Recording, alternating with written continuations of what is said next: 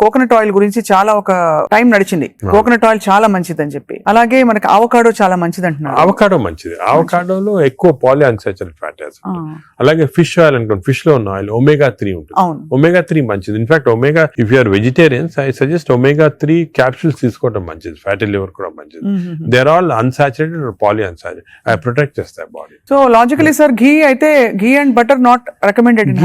Ghee and but small quantities లో ghee is okay, but not above say more than 1 teaspoon, table spoon కూడా tea spoon in that సరిపోతుంది. దానికన్నా ఎక్కువ తీసుకోవాలి. Non vegetarian diet, vegetarian diet, fatty liver కి సంబంధించి మీరు ఎలా కంపేర్ చేస్తారండి? ఫ్యాటీ లివర్ డెఫినెట్ గా vegetarian diet is superior fatty liver కి.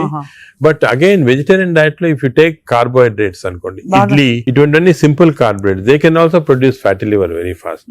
అదే విధంగా ఇప్పుడు మనము రిచ్ కార్బోహైడ్రేట్స్, రైస్ అనుకోండి, plain white polished rice, that also high carbohydrate which is high glycemic index అంటాం, that also causes fatty liver.